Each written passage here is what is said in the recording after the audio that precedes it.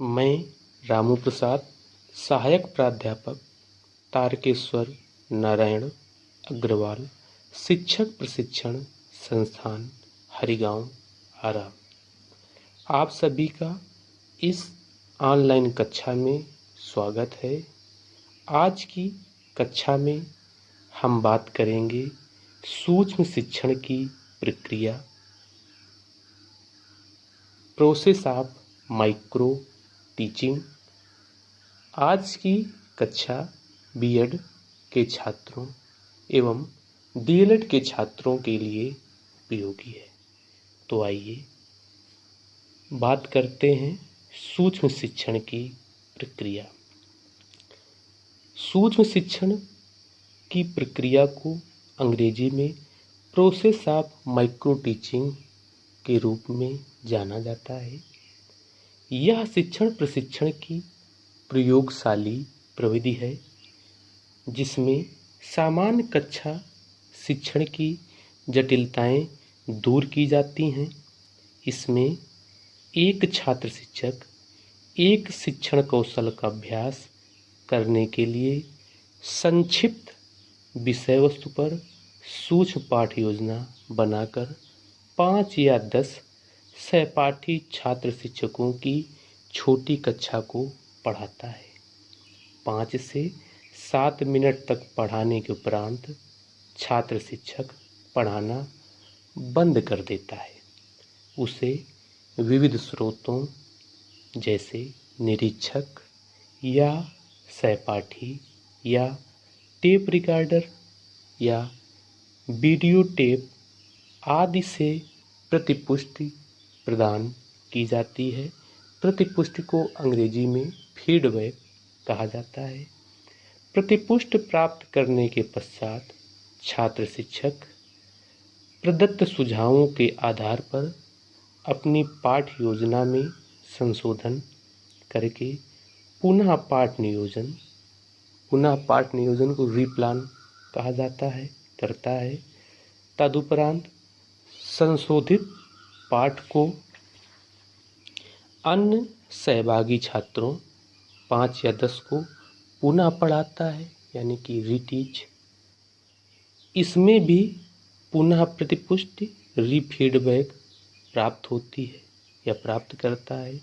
इस प्रकार एक प्रकार का सूक्ष्म शिक्षण चक्र पूर्ण होता है जिसे माइक्रो टीचिंग साइकिल के नाम से जाना जाता है।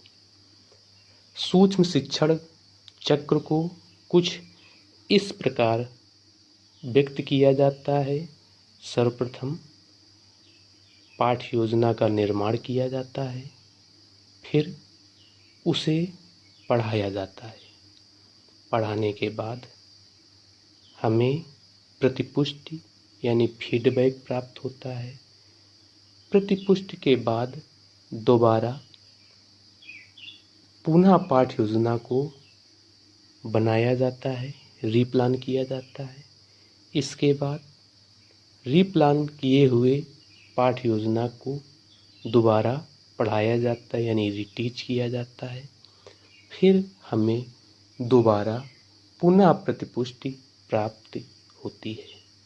इस प्रकार के चक्र को सूक्ष्म शिक्षण चक्र कहते हैं, जिसको अंग्रेजी में हम समझ सकते हैं प्लानिंग, प्लानिंग के बाद टीचिंग, टीचिंग के बाद फीडबैक, फीडबैक के बाद रीप्लानिंग, रीप्लानिंग के बाद रीटीच और रीटीच के बाद रीफीडबैक।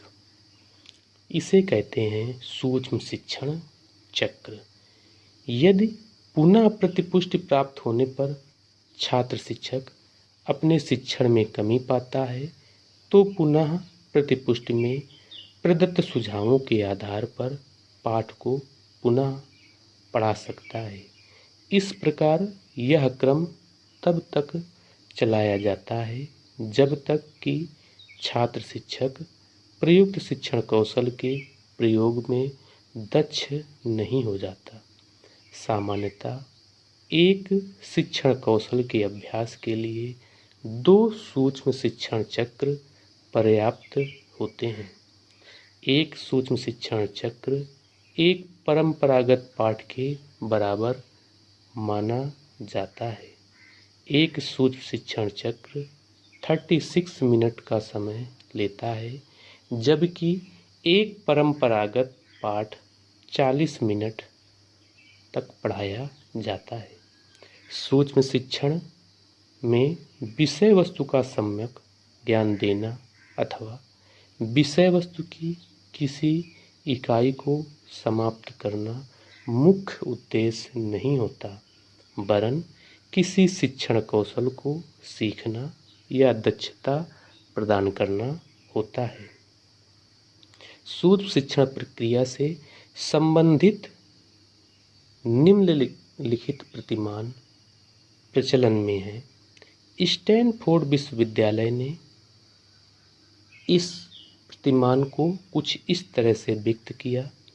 शिक्षण चरण 5 मिनट, मूल्यांकन चरण 10 मिनट, पुनः पाठ निर्माण चरण 15 मिनट, पुनः शिक्षण चरण 5 मिनट और पुनः मूल्यांकन 10 मिनट। कुल मिलाकर 45 मिनट का शिक्षण प्रतिमान स्टैनफोर्ड विश्वविद्यालय ने दिया। धन्यवाद।